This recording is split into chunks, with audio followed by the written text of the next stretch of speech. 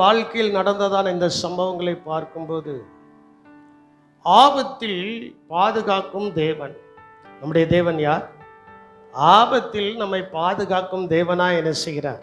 இருக்கிறார். எவ்வளவு பெரிய ஆபத்துக்கள் வந்தாலும் தேவன் நம்மை என்ன செய்கிறார்? பாதுகாக்கிறார். கர்த்தர் நம்மை என்ன செய்கிறார்? பாதுகாக்கிறார். அவருடைய கிருபை. அதனால்தான் எல்லா பாடலிலும் பாடினோம், பாதுகாத்தாரே அவர் நல்லவர், அவர் கிருபை என்றும் உள்ளது. ஆபத்திலும் அவரை நான் நோக்கி கூப்பிடும்போது, அன்று வசனம் கரெக்டாக 1 மணி 1:15 நான் என்ன செஞ்சிருந்தேன்? போட்டிருந்தேன். நடந்ததான் அன்று இந்த வசனத்தை தான் நான் போட்டிருந்தேன். ஆபத்தில் நம்மை பாதுகாக்கும் தேவன். எத்தனையோ ஆபத்துக்கள் இந்த சபையில் இருந்ததான பிள்ளைகளுக்கு எத்தனையோ ஆபத்துக்கள் நேரிட்டது, துன்பங்கள் நேரிட்டது, கஷ்டங்கள் நேரிட்டது. அவைகள் எல்லாவற்றிலையும் தேவனாகிய கர்த்தர் கூட இருந்து பாதுகாத்தார். அல்லேலூயா. அதுக்காக ஆபத்தை சந்திக்காத மனுஷன் இல்லை, மனுஷிகளும் இல்லை. ஆபத்து நமக்கு எதிரிட்டு வரதான் செய்யும். ஆனால் கர்த்தரோ நமக்கு ஆதரவாய் இருந்து நம்மை விடுவிக்கிற தேவனாய் இருக்கிறார். 2 வசனத்தை கூட வாசியுங்கள். ஒரே வசனம் 2 இடத்தில் சொல்லப்பட்டிருக்கிறது. 2 சாமுவேலின் புஸ்தகம் 22ஆம் அதிகாரம் 19வது வசனத்தையும் சங்கீதம் 18ஆம்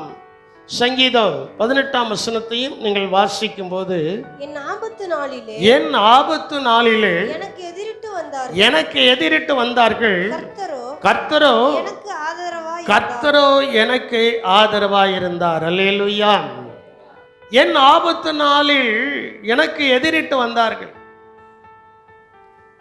ஆபத்துகள் வரும்போது சாத்தான் எதிரிட்டு தான் வருவான்.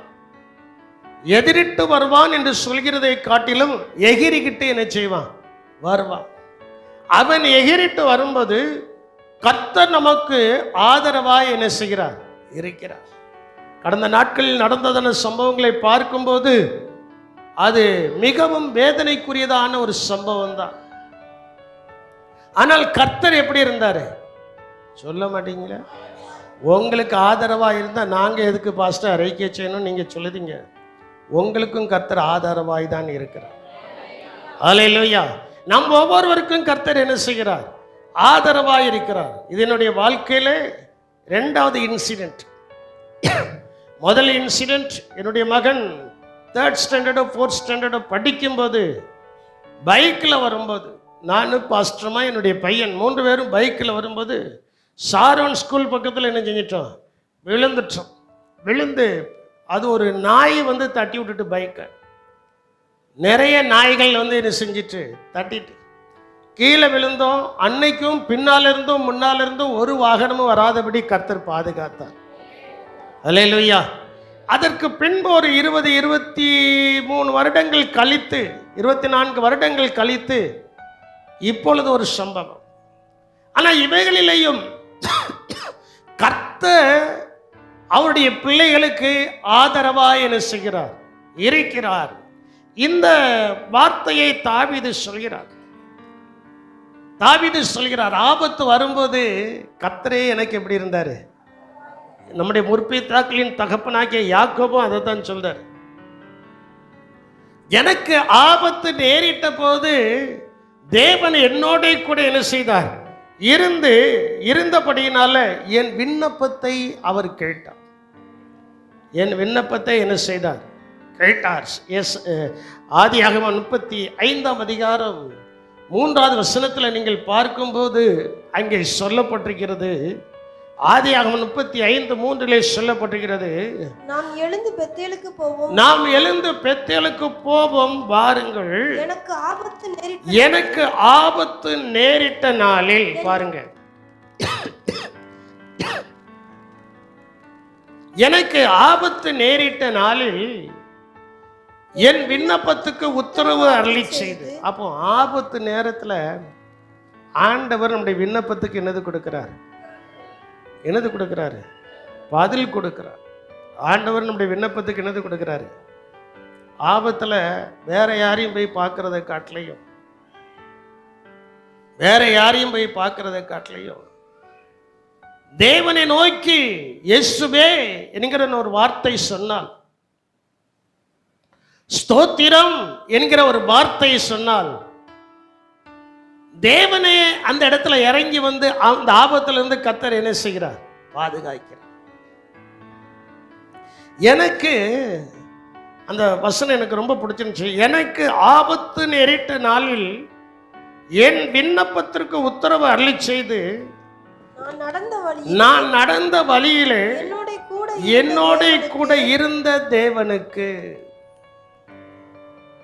நான் நடந்த வழியிலே என்னோட கூட இருந்த தேவனுக்கு.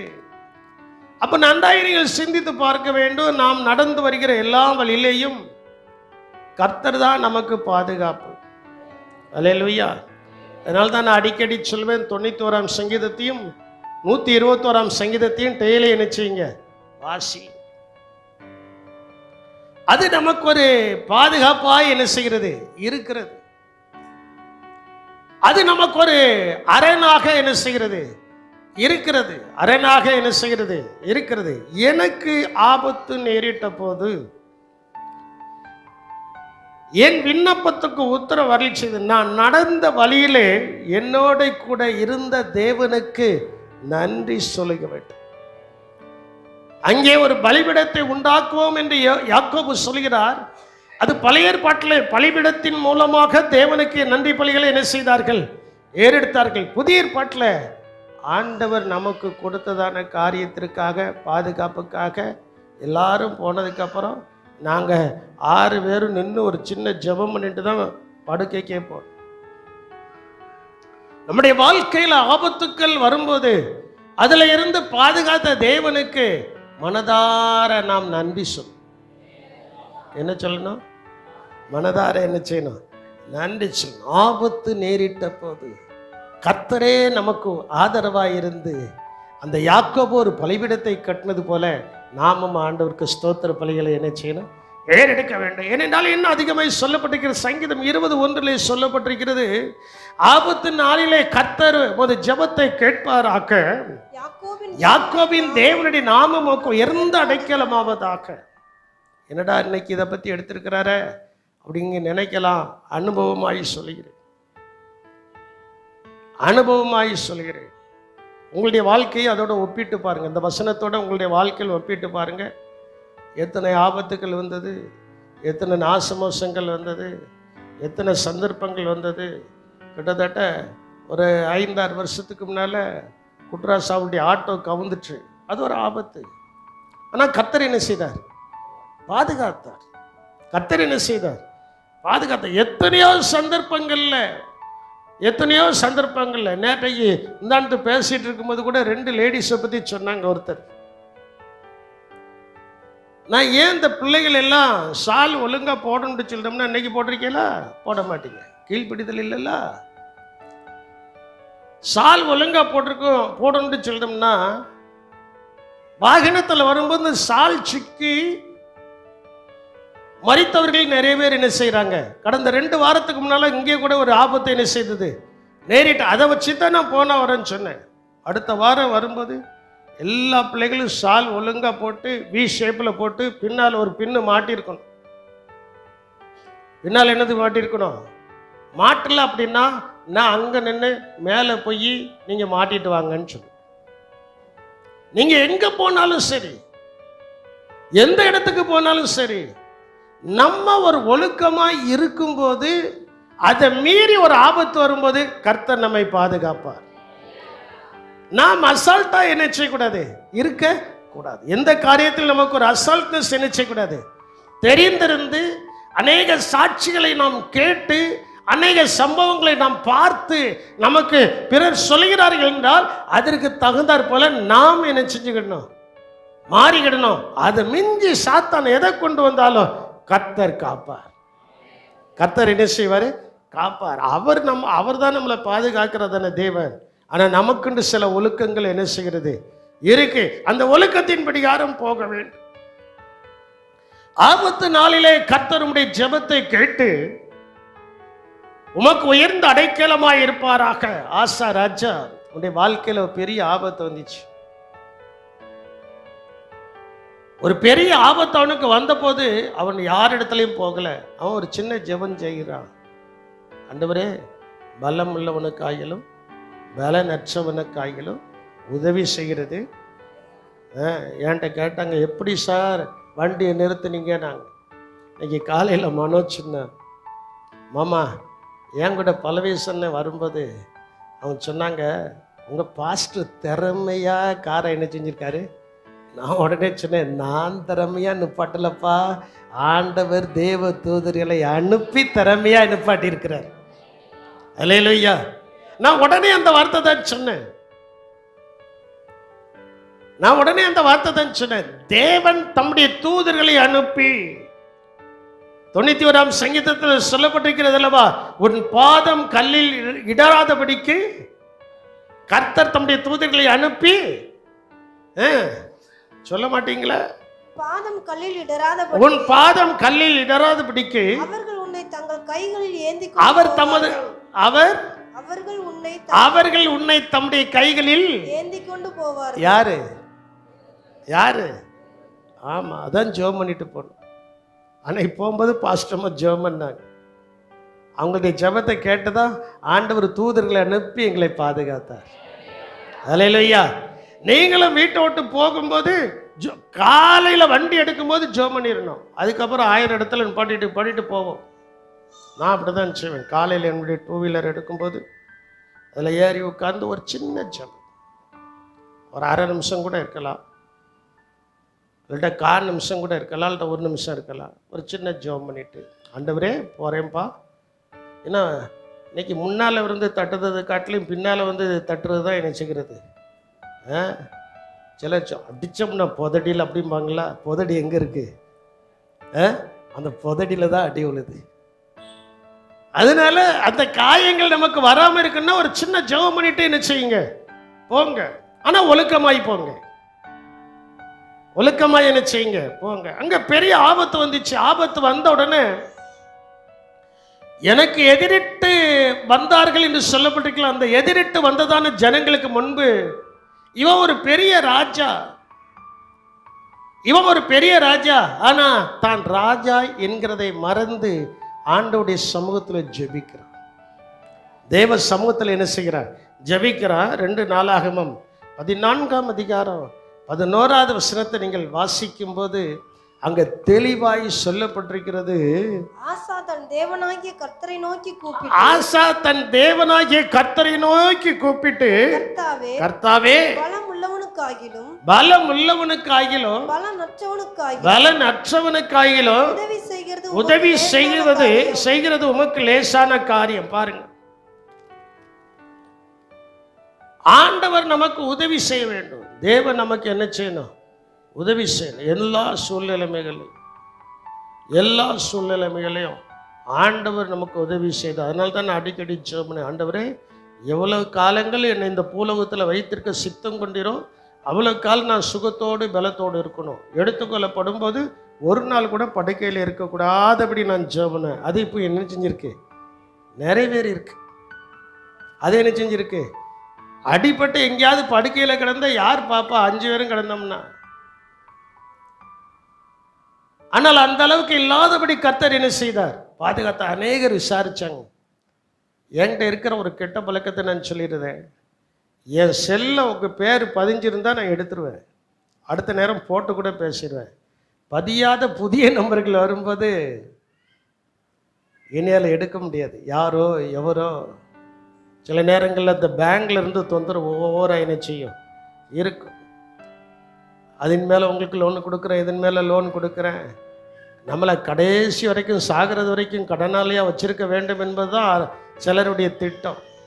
அதனால் அதை எடுக்க மாட்டேன். பிரதர் இன்னாட்சிமுத்து பிரதர்கிட்ட சொன்னேன், ஐயா சேவியர் உங்களுக்கு 2 நாளாக ஃபோன் பண்ணிகிட்டு இருக்காரியா, நீங்கள் எடுக்கலையான்ட்டு. நான் அவங்ககிட்ட சொன்னேன், நம்பர்லேருந்து ஃபோன் பண்ணியிருந்தா கண்டிப்பாக எடுத்திருக்க மாட்டேன்.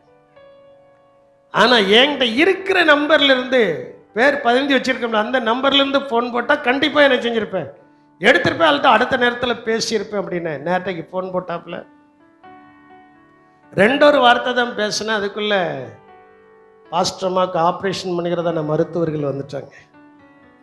நான் முடிஞ்ச உடனே சொன்னேன், ஆப்ரேஷன் சக்ஸஸ். ஒருத்தர் அலையிலே சொல்ல மாட்டேங்க. அந்த மஞ்சனத்தை ஒத்தனம் கொடுக்கறதான நபர்கள் வந்துட்டாங்க.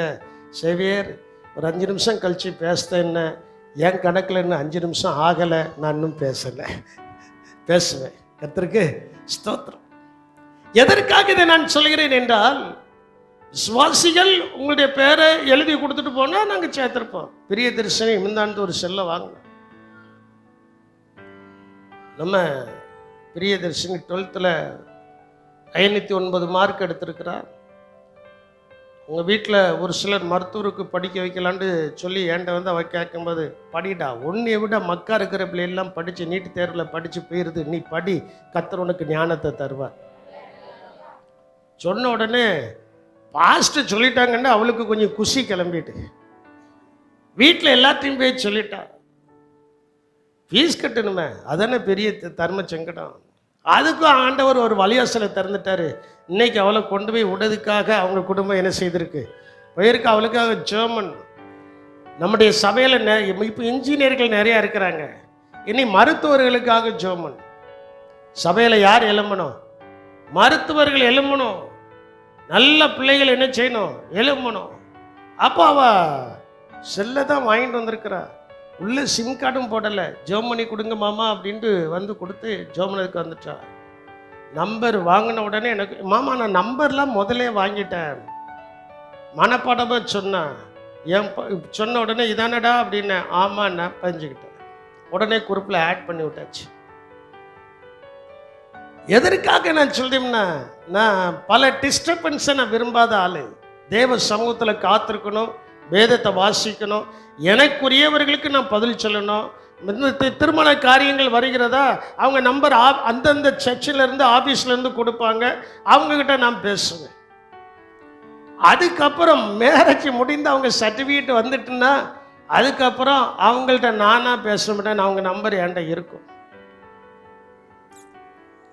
கர்த்தருடைய பரிசுத்த நாம மகிமைப்படுவதாக. எதற்காக இதை சொல்றோம்னா, பாஸ்ட் எடுக்கலையே, நான் ஃபோன் பண்ண எடுக்கலையேன்னு யாரும் நினைக்க வேண்டாம். நீங்கள் எழுதி கொடுக்கல, அதனால பாஸ்ட் எடுக்கல. என் அன்பு தேவனுடைய சின்னமே, அந்த ஆசா ராஜாவுக்கு பயங்கரமான பிரச்சனை வருது. அவன் ராஜா, இராணுவங்கள் இருக்கிறது, இராணுவ வீரர்கள் இருக்கிறாங்க, குதிரைகள் இருக்கிறது, எல்லாம் இருக்கிறது. அவன் யுத்தத்துக்கு போகிறதுக்கு ரெடி. ஆனால் அவனுக்கு தெரியுது, இந்த காரியத்தில் எனக்கு ஒரு ஆதரவு வேண்டும் என்றால் அது கர்த்தரிடத்திலிருந்து தான் வர வேண்டும். அது யார் இடத்துலேருந்து வர வேண்டும்? கர்த்தரிடத்திலிருந்து வர வேண்டும். அவன் போறான், அவன் ஜெபிக்கிறான். ஆசா ராஜா தன் தேவனாகிய கர்த்தரை நோக்கி, கர்த்தாவே, பலமுள்ளவனுக்காகிலும் பலனற்றவனுக்காகிலும் உதவி செய்கிறது உமக்கு லேசான காரம். அடுத்தாப்புல சொல்றேன் பாருங்க, எங்கள் தேவனாகிய கர்த்தாவே எங்களுக்கு துணை நில்லும். எனக்கு துணை நில்லும். சொல்லுங்க, கரங்களை உயர்த்தி சொல்லுங்க, எங்கள் தேவனாகிய கர்த்தாவே எனக்கு துணை நில்லும். நான் உம்மை சார்ந்து உம்முடைய நாமத்தினாலே இந்த ஏராளமான கூட்டத்திற்கு முன்பாக வந்து நிற்கிறேன். மனுஷன் உம்மை மேற்கொள்ளாதபடி தேவரீ எங்களுக்கு ஜெயத்தை தந்தரலோ. நல்ல கரங்களை கொட்டி கர்த்தரை மகிமைப்படுத்துங்கள். ஆபத்து நேரத்தில் கர்த்தரை நோக்கி கூப்பிட்டா, ஆண்டவர் எங்களை பாதுகாத்தது போல உங்களையும் கர்த்தர் பாதுகாப்பா. இந்த வசனத்தை யாரெல்லாம் கேட்க போகிறார்களோ அவர்களையும் கர்த்தர் பாதுகாப்பார். பாதுகாக்கிறது மனுஷன் அல்ல. யானை படம் இருக்கலாம், பூனை படம் இருக்கலாம், கருப்பு படம் இருக்கலாம், எல்லா படையும் இருக்கலாம். எந்த படையும் பாதுகாப்பு அல்ல, கர்த்தரே பாதுகாப்பு. நம்முடைய தேசத்தினுடைய முன்னாள் பிரதம மந்திரி இந்திரா காந்தி அம்மையாருக்கு என்ன பாதுகாப்புலாம் இருந்துச்சு, அதே மீறி ஒருத்தர் என்ன செஞ்சிட்டான். ராஜீவ்காந்திக்கு என்ன பாதுகாப்புலாம் இருந்துச்சு, அதே மீறி ஒருத்தர் என்ன செஞ்சிட்டான். ஆனால் நமக்கு ஒரு பாதுகாப்பும் இல்லை. நம்ம கூட கண்ணுக்கு தெரியாத தேவ தூதர்களும் இயேசுவின் இரத்த கோட்டையும் இயேசுவின் நாமமும் நமக்கு பாதுகாப்பாக இருக்கிறது. இதை யாரும் கண்ணால பார்க்க முடியாது. கண்ணுக்கு தெரியாத ஒரு நல்ல படை நமக்கு பாதுகாப்பாக என்ன செய்கிறது. அதனால தான் தாவீது ராஜா சொன்னார், என்னை சுற்றிலும் படையெடுத்து வருகிற 16,000 பேருக்கு நான் பயப்படேன், காரணம் தேவன் என்னோடு கூட இருக்கிறார். யார் இருக்கிறார்? தேவன் என்னோடு கூட என்ன செய்கிறார்? இருக்கிறார். நமக்கு ஆபத்துகள் வரும்போது கர்த்தர் தான் நம்மோடு கூட இருக்கிறார். கர்த்தர் தான் நம்மோடு கூட என்ன செய்கிறார்?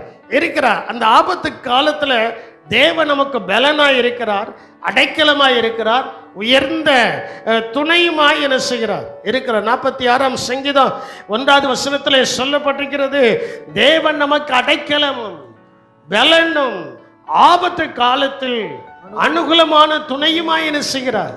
பலனா இருக்கிறாரு, பலனா இருக்கிறாரு, அடைக்கலமா இருக்கிறாரு, துணையுமாய் என்ன செய்கிறார்.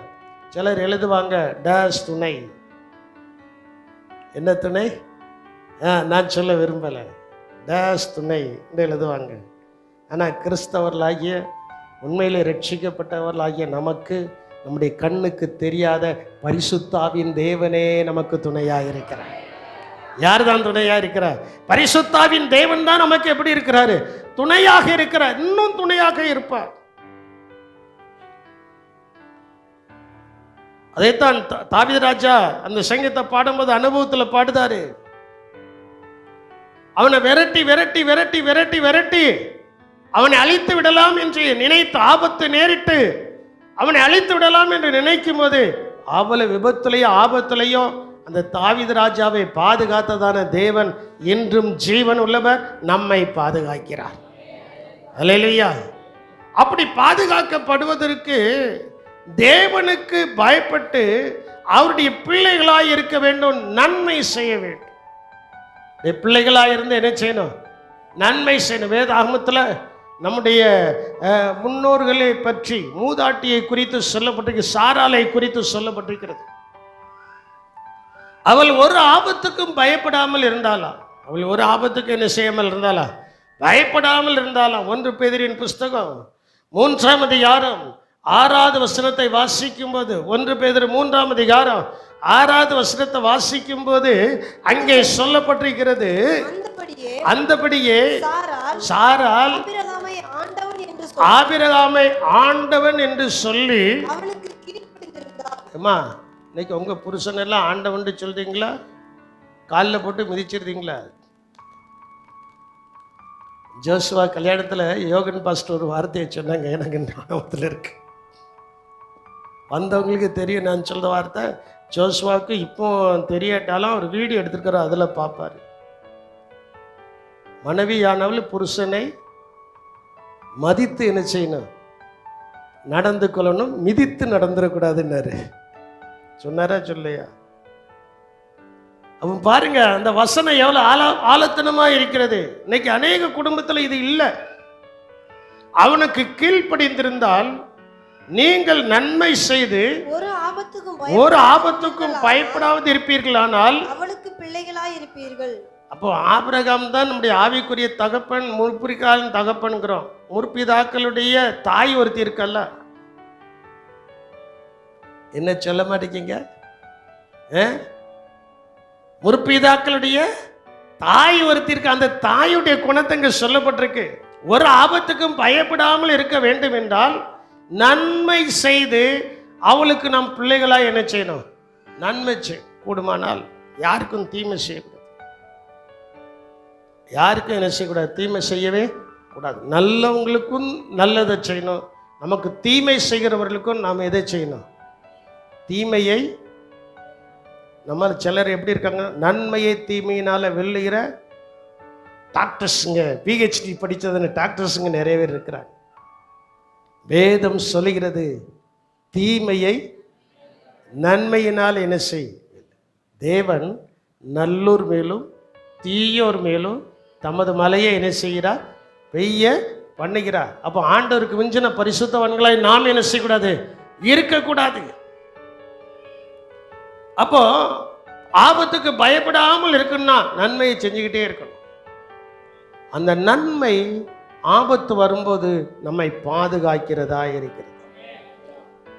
இந்த நன்மை ஆபத்து வரும்போது நம்மை பாதுகாக்கிறதா என்ன செய்கிறது இருக்கிறது. அப்படி ஆபத்திற்கு பயப்படாமல் இருக்க தேவனுக்கு செவி கொடுக்கும். தேவனுக்கு என்ன செய்யணும்? செவி கொடுக்கணும். இந்த ஆண்டவருக்கு செவி கொடுக்கும், வசனத்துக்கு செவி கொடுக்கும். காலையில் வசனம் வாசித்து அதை ஒரு வசனம் மனப்பாடம் பண்ணி அதை கொஞ்சம் தியானிச்சுக்கிட்டே இருக்கும். நீதிமொழிகள் 1:33 வசனம் நினைக்கிறேன், அதில் சொல்லப்பட்டிருக்கிறது, ஒரு ஆபத்துக்கு நம்ம பயப்படாமல் இருக்கணும்னா வாசிடா பண்ணும். மைக்கை முன்னால் வச்சுட்டே தூங்கிக்கிட்டு இருக்காத, வாசி. 1:33 வசனத்தை வாசி. எடுக்கவே இல்லையா? தோத்திரம். எனக்கு செவி கொடுக்கிறவனோ, எனக்கு செவி கொடுக்கிறவன் எவனோ அவன் அவன் விக்கனமின்றி வாசம் பண்ணி ஆபத்திற்கு பயப்படாமல் அமைதியா இருப்பான். அமைதியார். அதனால தான் இப்போ அவன் அமைதியா இருக்கான். நான் வாசித்த அமைதி கெட்டு பெருமென்று அமைதியா இருக்கான். நான் தான் வாசிக்க சொல்ல. கர்த்தருக்கு ஸ்தோத்திரம். அந்த வசனத்தில் இவ்விதமாய் தான் சொல்லி, எனக்கு செவி கொடுக்கிறவன் எவனோ அவன் விக்கனமின்றி வாசம் பண்ணி ஆபத்துக்கு பயப்படாமல் அமைதியாக இருப்பான். எப்படி இருப்பா? அவன் இருதயம் கொந்தளிக்காது. சில நேரங்களில் என் இருதயம்லாம் ரொம்ப கொந்தளிக்கும். இந்த குக்கரில் போடுற சோறை காட்டிலையும் நம்ம இருதயம் கொந்தளிக்கிறது ரொம்ப வேகமாக இருக்கும். சாதாரண சோறை பொங்கி சாப்பிட்டா 1 மணி நேரம் ஆகும். குக்கரில் போட்டால் 5 நிமிஷத்தில் என்ன செஞ்சிடும்? முடிஞ்சிடும். அதே போல தான் ஒரு காரியத்தை நிதானமாய் செய்வதற்கு 1 மணி நேரம் 2 மணி நேரம் ஆகும். டக்குன்னு 5 நிமிஷத்தில் கோவப்பட்டு அந்த பானையை உடைச்சி தூரத்துக்கு போட்டுரும்.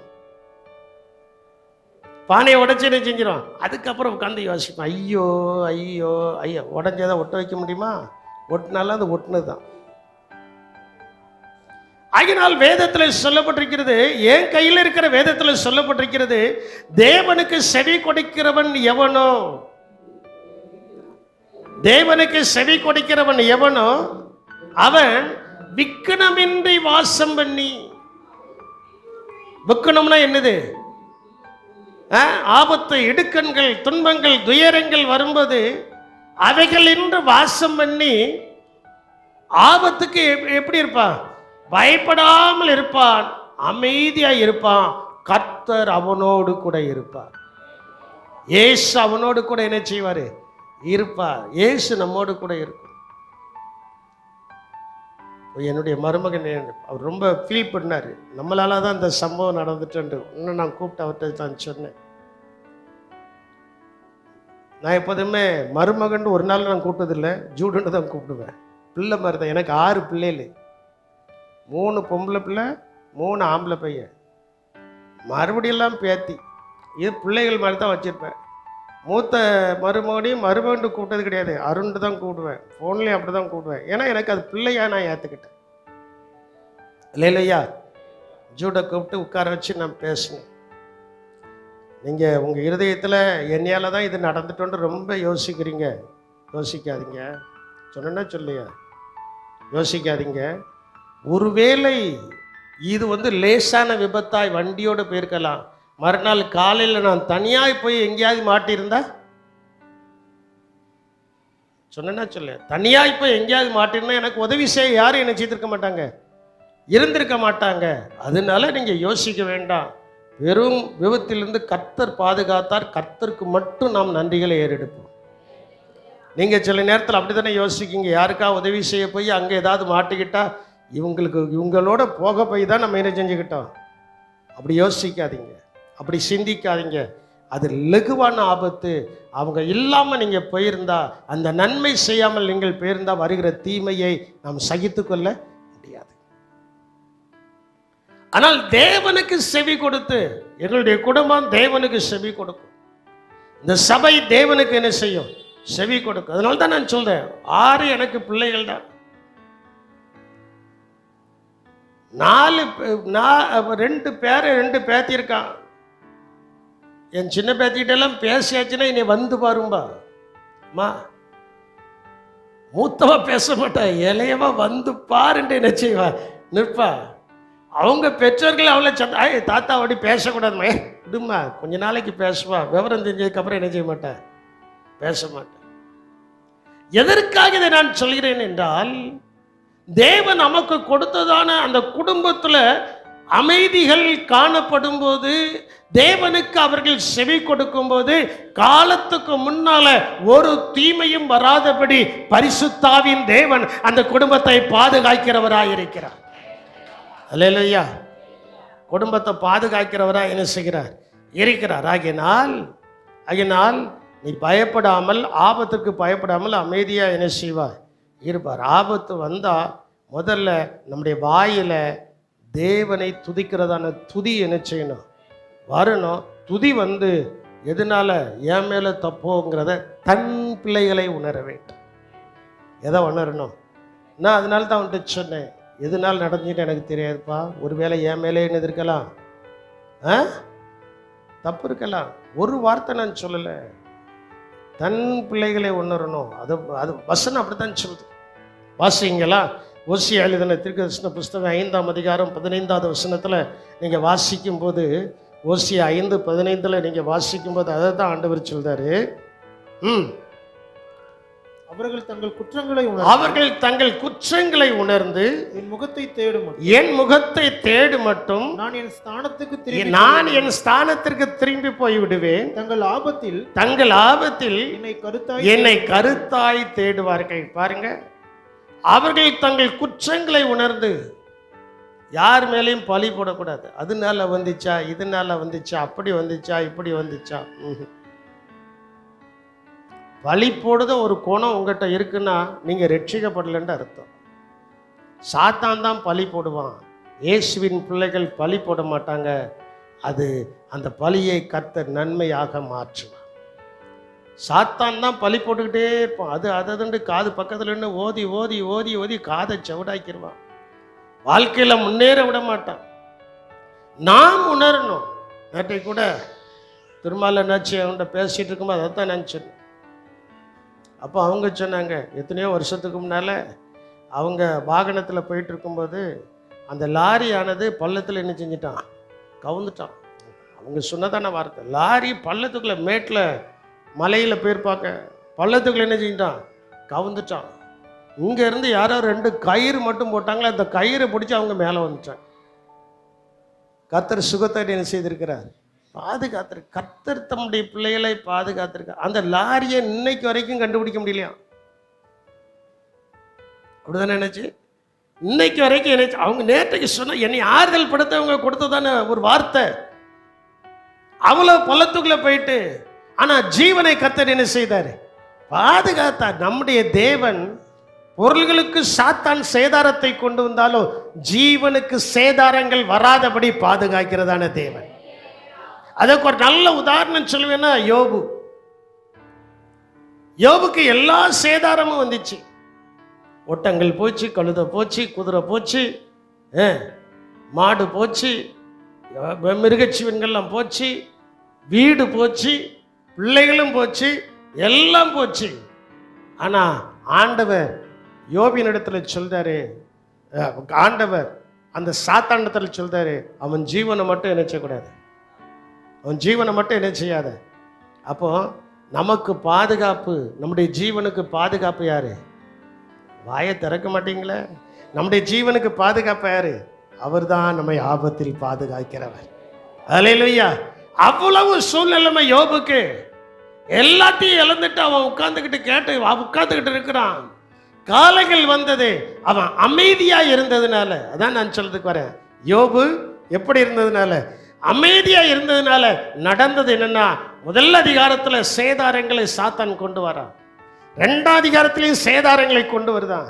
அதுக்கப்புறம் 31 அதிகாரம் வரைக்கும் அவனுடைய சிநேகிதர்கள் அவனை குறித்து அவன் மேல பழியை போட்டுக்கிட்டே இருக்கிறாங்க, பழிகளை போட்டுக்கிட்டே இருக்கிறாங்க. 32 முதல் 37 வரைக்கும் அங்க எலிகுங்கிற ஒரு வாலிபன் வந்து எல்லாரையும் சொல்லுதான். 38ஆம் அதிகாரத்தில் ஆவியான தேவன் கர்த்தரே கூட இருந்து யோபுனிடத்துல கேட்கிறாரு. யோபு ரொம்ப அமைதி ஆயிட்டு. 42ஆம் அதிகாரத்தை வாசிக்கும் போது யோபு ரொம்ப என்ன செய்துட்டான், அமைதி ஆயிட்டு. அவன் சொல்லுதான், நான் உண்மை குறித்து கேள்வி, என் காதுகளால் 5வது வசனம் நினைக்கிறேன், என் காதால் உண்மை குறித்து என்ன செய்த கேள்விப்பட்ட, இப்போ என் கண் உண்மை என்ன செய்கிறது.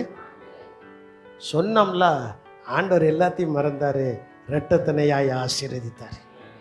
யோபு யார் மேலேயும் பழிபடல, ரொம்ப அமைதியா இருந்தான், ரொம்ப அமைதியா இருந்தான். எந்த சூழ்நிலைகளையும் நீங்கள் குழம்பாதபடி உங்களுடைய அமைதியை காத்து கொண்டால் விபத்துல நாசமோசங்கள்ல சத்துருதான் அவைகளை கொண்டு வரான். அதை உணர்ந்து, இந்த வசனத்துல தான் சொல்லப்பட்டிருக்கிறது, அவர்கள் தங்கள் குற்றங்களை உணர்ந்து என் முகத்தை தேட மாட்டோம்.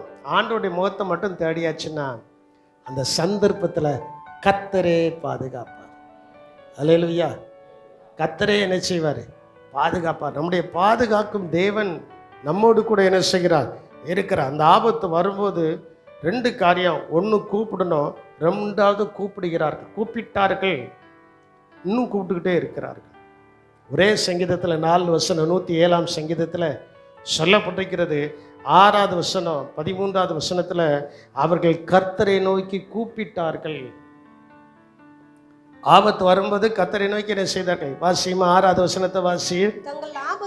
தங்கள் ஆபத்திலே கர்த்தரை நோக்கி கூப்பிட்டார்கள், கர்த்தரை நோக்கி கூப்பிட்டார்கள், அவர்கள் இக்கட்டுகளிலிருந்து அவர்களை 13வது வசனத்துல அவர்களை ரட்சித்தார்கள் இருக்கும். 13வது வசனத்துல எப்படி இருக்கும்? அவர்களை ரட்சித்தார்கள் இருக்கும். இந்த 2 வசனத்திலையும் கூப்பிட்டார்கள். தங்கள் ஆபத்துல யாரை நோக்கி கூப்பிட்டார்கள்? கர்த்தரை நோக்கி கூப்பிட்டார்கள். அடுத்த 2 வசனத்துல கூப்பிடுகிறார்கள் இருக்கும். 19வது வசனத்தை வாசிங்க. தங்கள் ஆபத்திலே கர்த்தரை நோக்கி கூப்பிடுகிறார்கள், கர்த்தரை நோக்கி கூப்பிடுகிறார்கள், அவர்கள் இடுக்கண்களுக்கு அவர்களை நீங்களாக்கி ரட்சிக்கிறார். 28வது வசனத்திலையும் அதே வார்த்தை இருக்கும், கூப்பிடுகிறார். கர்த்தரை நோக்கி என்ன செய்கிறார்கள்? கூப்பிடுகிறார்கள், அவர்களை நீங்களாக்கி என்ன செய்கிறார்? ரட்சிக்கிறார், விடுவிக்கிறார். நல்லா நீங்க புரிஞ்சுக்கிடுங்க. ஆபத்துல யாரையும் நோக்கி கூப்பிடக்கூடாது. வாயில முதலாவது என்ன வார்த்தை வரணும் சொல்லுங்க? யாரை கூப்பிடணும்? என்னுடைய ஆப்ரேஷனில் கூட ஆப்ரேஷன் பண்ணதான மருத்துவர் சொன்னதான ஒரு காரியம், அந்த மயக்க மருந்து கொடுத்ததுக்கு அப்புறம் டாக்டர்ஸ் பேசிக்கிட்டே இருப்பாங்களாம். இப்போ என் வாயில இருந்து வந்ததான வார்த்தை ஸ்தோத்திரம் இயேசுவே, ஸ்தோத்திரம் இயேசுவே. அவர்கள் சொன்னதான வார்த்தை 3 விஷயம் என் சரீரத்தில் ஆப்ரேஷன் நடந்திருக்கு. 3 விஷயம் இந்த வார்த்தை தான் நான் சொல்லியிருக்கேன். நான் என்னை மேன்மைப்படுத்தலை, நான் என்னை மகிமைப்படுத்த விரும்பலை. ஆனால் நம்முடைய வாயிலிருந்து என்ன வார்த்தை வர வேண்டும் என்பதை கர்த்தர் நமக்கு சொல்லுகிறார். அல்லேலூயா. என்ன வார்த்தை வரணும்? நமக்கு எல்லாருக்கும் நல்ல காரியம், நன்மை நிறைய நடந்துட்டா இயேசுவே ஸ்தோத்திரம் கையை தட்டி ஆவியில் நிரப்பிடுவோம். ஆனால் ஒரு சின்ன சம்பவம் நடக்கும்போது கொஞ்சம் யோசித்து பாருங்களேன். யோபினுடைய வாழ்க்கையில அவன் ஜெயேண்டு இருக்கும்போது ஆவில நிரம்பி கையை தட்டி ஜெபம்னா எல்லாம் இழந்தான். அவனுக்கு ஆபத்து வந்தது, அவனை விட்டு எல்லாம் போனது. அப்பமும் அவன் ஆவியில சரியா இருக்கிறான். அப்பமும் அவன் ஆவியில எப்படி இருக்கிறான்? அவன் சொல்லுதான் கர்த்தர் கொடுத்தார், கர்த்தர் எடுத்தார், அவருடைய பரிசுத்த நாமத்திற்கு நீங்கள் நானும் சொல்லுவோமா? யோசித்து பாருங்க. அவ்வளவு உயர்ந்த ஒரு அனுபவம் அவனுக்குள்ள இருந்தது. அவ்வளவு உயர்ந்த அனுபவம் அவனுக்குள்ள இருந்தபடினால அவனுடைய கண்கள் எப்பொழுதும் எனக்கு ஒத்தாசை வரும் பர்வதங்களுக்கு நேராக என் கண்களை ஏறெடுக்கிறேன், வானத்தையும் பூமியும் உண்டாக்கின கர்த்தரிடத்திலிருந்து எனக்கு என்னது வரும்? அவன் கண்கள் எல்லாம் ஆண்டவரை தான் பார்க்க, கண்கள் எல்லாம் ஆண்டவரை பார்க்க. ஒரு இடத்துல கூட அவன் சொல்லுதான், நீங்க பேசாம இருந்தாலே அது எனக்கு போதும், அதுதான் எனக்கு ஞானம். 10ஆம் அதிகாரம் 1வது வசனமா 12ஆம் அதிகாரம் 1வது வசனமா நினைக்கிறேன். யோபு சொல்லுகிறதான ஒரு நல்ல வார்த்தை. யோபின் புஸ்தகத்தை நீங்க எடுத்துக்கிட்டீங்கன்னா முதல் வசனத்துல தான், முதல் 2 வசனங்கள்ல தான் அவர் சொல்லுவாரு. ஞானத்தை குறித்து சொல்லும்போது அவர் சொல்வாரு பாருங்க.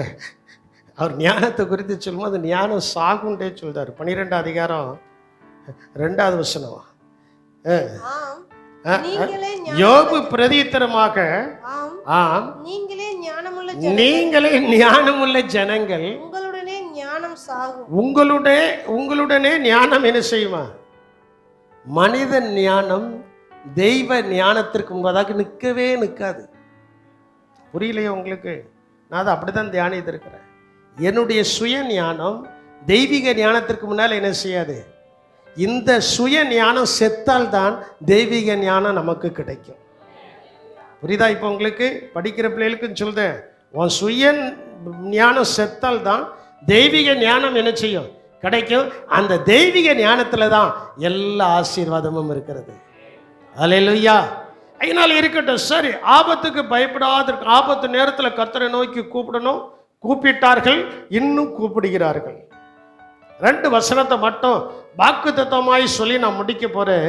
சங்கீதம் 50:15 சொல்லப்பட்டிருக்கிறது, ஆபத்து காலத்தில் என்னை நோக்கி கூப்பிடு, நான் உன்னை விடுவிப்பேன். நீ என்னை மகிமைப்படுத்துவாய். இந்த நேரத்தில் நம்ம செய்யக்கூடியது என்ன? எல்லாரும் சேர்ந்து தேவனை என்ன செய்யணும்? தேவனை என்ன செய்யணும்? ஆண்டவரே, எங்கள் பாஸ்டரை காத்தீங்களே உமக்கு, எங்கள் பாஸ்டர்மா காத்திங்களே உமக்கு, எங்கள் பாஸ்டருடைய மகளை காத்தீங்களே உமக்கு, வேற பேத்திகளை காத்தீரே உமக்கு, சேதங்கள் இல்லாதபடி காத்தீரே உமக்கு, ஸ்தோத்திரங்க, இரத்த காயம் இல்லாதபடி கர்த்தர் காத்தீரே உமக்கு, என்னெல்லாம் சொல்லணுமோ அதெல்லாம் சொல்லி கர்த்தரை என்ன செய்யணும்? மகிமைப்படுத்தணும். அவர் காக்க போய் தான் இன்னைக்கு இந்த இடத்துல நின்று நான் பிரசங்கம் பண்ணுதேன். உங்களை எல்லாரையும் நான் பார்க்கிறேன். அவர் காக்கல நினைக்க நான் உங்களை பார்க்க முடியுமா? பார்க்க முடியாது. அதான் சொல்லப்பட்டிருக்கிறது, ஆபத்து காலத்தில் என்னை நோக்கி கூப்பிடு, நான் உன்னை என்ன செய்வேன்? விடுவிப்பேன். நீ என்னை என்ன செய்வாய்? விடுவித்த கர்த்தரை நல்ல மகிமைப்படுத்தணும். விடுவித்த கர்த்தரை என்ன செய்யணும்? அந்த இடத்துல இருந்ததான பிள்ளைகளுக்கு தெரியும், எங்கள் தேவன் எங்களை காத்தார். நான் வேற ஒன்றும் சொல்லதில்லை. எங்கள் 5 பேருக்கும் காயம் இல்லாதபடி கர்த்தர் எங்களை காத்தார். இதுக்கு மேல ஒன்றை நான் சொல்லுவதற்கோ செய்வதற்கோ இல்லை. நம்மளை கர்த்தர் என்ன செய்கிறார்? காய்க்கிறார். நீங்களும் நடக்கும் போதும், போகும்போதும், வரும்போதும், உட்கார்ந்துருக்கும் போதும், எல்லா இடங்களையும் கர்த்தர் என்ன செய்கிறார்? அதனால அவரை மகிமைப்படுத்திக்கிட்டே இருக்கு. கர்த்தர் என்ன செய்யணும்? மகிமைப்படுத்தி. இன்னொரு வசனம் நான் உங்களுக்கு போட்டு விட்டேன். சங்கீதம் 91:15 நான் உங்களுக்கு போட்டு விட்டேன். ஆபத்துக்கு அவன் என்னை நோக்கி கூப்பிடுவான், நான் அவனுக்கு மறு உத்தரவு அருளி செய்வேன். ஆபத்திலே நானே அவனோடு இருந்து. ஒரு அல்லேலூயா சொல்லுங்க பாப்போம். ஆபத்திலே கர்த்தரே நம்மோடு கூட இருந்து நம்மை தப்புவித்து நம்மை கனப்படுத்துகிறார். முதல் வசனத்துல நாம் அவரை மகிமைப்படுத்தணும் சொல்லப்பட்டிருக்கு. அவைகள்ல நாம் என்ன செய்யுமா? அவரை மகிமைப்படுத்தணுமா? அதுக்கப்புறம் அந்த சங்கீதக்காரனுடைய அனுபவம் கூடுது. என்ன கூடுதுன்னா, அவர் என்னை தப்புவித்து என்ன செய்வார்? அப்போ இந்த ஊழியத்தில் இதுக்கப்புறம் ஒரு கணம் வரப்போகிறது. அல்லேலூயா. ஒரு கணம் என்ன செய்ய போகிறது? வேத வசனத்தின் படிகாரம். அன்னைக்கு இரவில் பிள்ளைகிராம் சார், செல்வம், மனோ, என்னுடைய பிள்ளைகள் எல்லாம் இந்த இடத்துல உட்காந்து பேசிக்கிட்டு இருக்கோம். அப்பந்தான் அந்த வசனத்தை ஆண்டவர் ஞாபகப்படுத்தினார். இந்த வசனத்தை என்ன செய்தார்? ஞாபகப்படுத்தினார். அப்போ இதுக்கப்புறம் ஒரு ஆசீர்வாதத்தை கர்த்தர் என்ன செய்ய போறாரு? ஒரு கஷ்டம் இருந்தால் அதுக்கப்புறம் என்னது இருக்கு? லாபம் இருக்கு. ஒரு ஆசீர்வாதத்தை கர்த்தர் என்ன செய்ய போறாரு? கொடுக்க போறார். இந்த வசனத்தை வாசித்து முடிப்போம். எல்லாரும் சேர்ந்து வாசிப்போம். 91ஆம் சங்கீதம் 15வது வசனத்தை உங்களுக்கு மனப்பாடமாய் கூட தெரிந்திருக்கலாம். எல்லாரும் சேர்ந்து 2 கரங்களை உயர்த்தி நான் சொல்ற மாதிரி சொல்லுங்க. நான் இயேசுவை நோக்கி கூப்பிடுவேன், இயேசு எனக்கு மறு உத்தரவு அருளி செய்து எனக்கு வரும் ஆபத்தில் இயேசுவே என்னோடு இருந்து என்னை தப்புவித்து என்னை கனப்படுத்துவார். நல்ல கரங்களை கொட்டி ஆவியில நிரம்பி கர்த்தரை ஸ்தோத்திரியுங்கள். போதாதே நல்ல ஆவியில நிரம்பி ஆண்டவர் நம்மளை பாதுகாக்கும் தேவனாய் இருக்கிறார். அவரே நம்மோடு கூட இருந்து நம்மை விடுவித்து நம்மை தப்புவித்து, அந்த தப்புவிப்பது மட்டுமல்ல, அதிலிருந்து நமக்கு ஒரு கனத்தை கர்த்தர் கொடுக்க போகிறார். நாம் அவரை மகிமைப்படுத்த நம்மை உயர்த்த போகிறார். நம்முடைய குடும்பத்தை ஆசீர்வதிக்க போகிறார். நம்மை பலப்படுத்த போகிறார். விசுவாசிக்கிறவர்கள் நல்ல கரங்களை கொட்டி ஆவியிலே நிரம்பி கர்த்தரை மகிமைப்படுத்துங்கள்.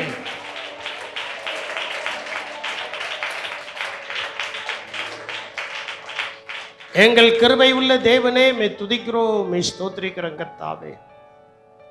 வேதத்தில் சொல்லப்பட்டிருக்கிறது, மனுஷனுக்கு நேரிடுகிற சோதனையே இல்லாமல் உங்களுக்கு நேரிடுவது இல்லை.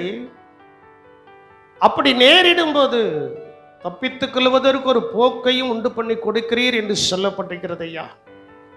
கடந்த நாட்களில் வந்ததான எல்லா சோதனைகளிலும் இருந்து, ஆபத்துக்களிலிருந்து, விபத்திலிருந்து, நாச மோசங்களிலிருந்து என்னையும் என்னுடைய குடும்பத்தையும் பாதுகாத்தது போல இந்த சபையில் இருக்கிற அநேகரை கர்த்தர் பாதுகாத்து, பாதுகாப்பை பெற்றதான நாங்கள் உடைய நாமத்தை மட்டும் மகிமைப்படுத்த கர்த்தர் எங்களுக்கு அனுக்கிரகம் பாராட்டினபடினால் நமக்கு ஸ்தோத்திரம்.